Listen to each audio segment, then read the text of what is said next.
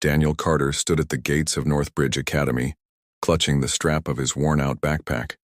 The prestigious private school loomed like a castle made of red brick, and ivy steeped in history, and the legacy of old money for Daniel. It felt like another world he was then.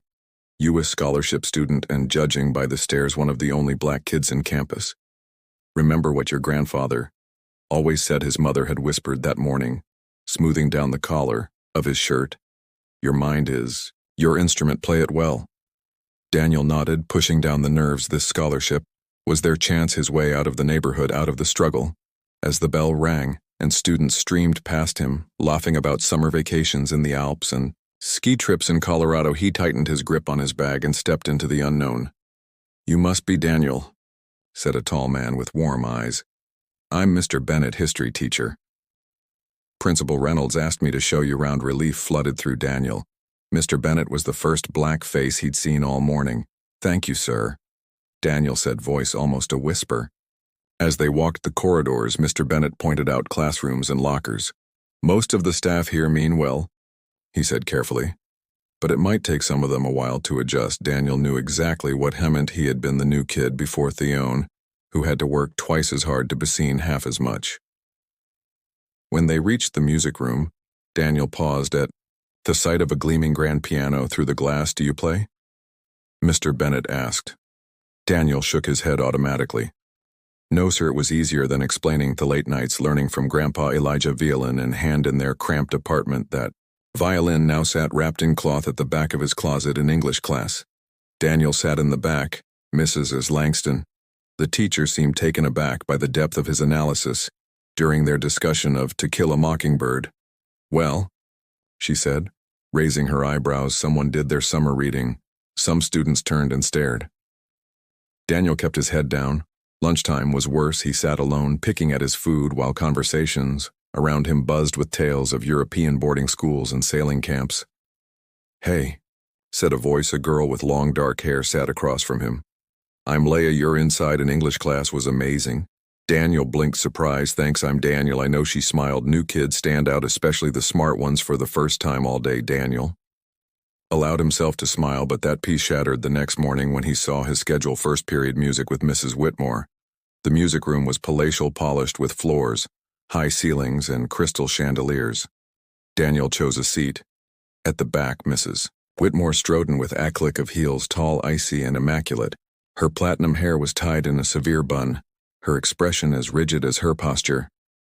Welcome to Advanced Music Appreciation, she began, her voice sharp and precise. I expect excellence from everyone. Her pale eyes lingered on Daniel. Everyone who belongs here. Students introduced themselves with impressive musical resumes, private piano tutors, youth orchestras, summer programs. Juilliard. Daniel Carter, he said when it was his turn. I'm new, that's obvious. Mrs. Whitmore replied, your musical background. Daniel hesitated. Private lessons with whom my grandfather. I see, she said, tone-heavy with unspoken assumptions. From behind him someone whispered, but it was hip-hop on a garbage can. Laughter spread like wildfire. Mrs. Whitmore didn't stop it. Perhaps you'd like to demonstrate, she said, gesturing to the shelves of instruments. Violin, perhaps, her voice stripped with condescension. Daniel didn't respond. Education requires courage, she pressed, unless you prefer to transfer to a less rigorous class. He stood, slowly approached the front and took the violin she handed him. It was too light, the bow too stiff. Maybe start with something simple. Twinkle, twinkle, perhaps another laugh. Daniel raised the violin, then lowered it. The bridge is misaligned, he said. Excuse me, it'll affect the sound. Her expression turned stone cold. Play as it is. Daniel sat back down, violin untouched. As I suspected, she said, confidence without confidence. After class, Leia caught up with him. That was brutal. Can you really play? Daniel shrugged. Doesn't matter.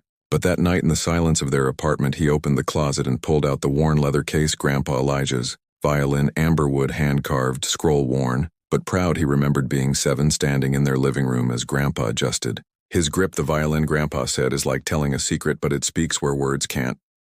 Those lessons continued for years while others played. Outside, Daniel learned Bach, Dvorak, and Saint-Saëns. He practiced until his fingers ached. Grandpa never asked for perfection, just honesty through music.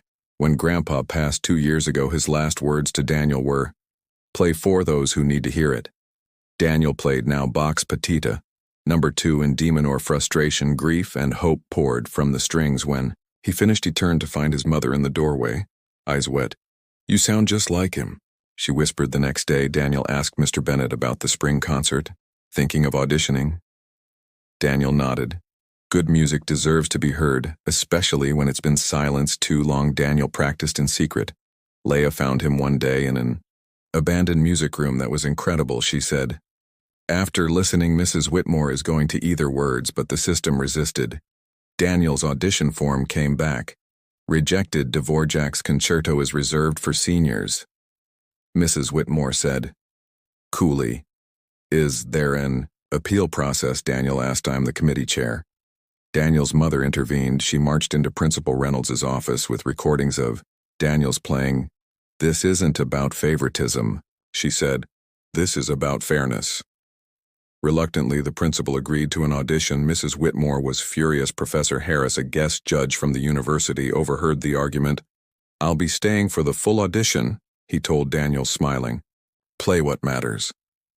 When Daniel walked on stage, he carried his grandfather's violin and a photograph Mr. Bennett had given him. Elijah Carter, young and proud.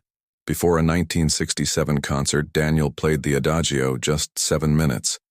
But it held lifetime's notes. His grandfather once played for segregated halls, now echoed in a room full of privilege when he finished. The auditorium stood. Professor Harris stepped forward. Not just a performance, a conversation across generations. Daniel was selected for the concert not as a last-minute addition as the featured soloist. The night of the concert, the auditorium overflowed. Daniel played the full concerto, all 3 movements. This time he wasn't just playing for himself. He was playing for Elijah Carter, for every voice dismissed, every talent overlooked. Weeks later, the school launched the Elijah Carter Music Scholarship. Daniel taught violin at a local center that summer. "Who wants to learn to play?" He asked a group of wetty-eyed kids. Every hand shot up. Somewhere, Daniel imagined his grandfather, smiling. Music, like truth, always finds a way to be heard.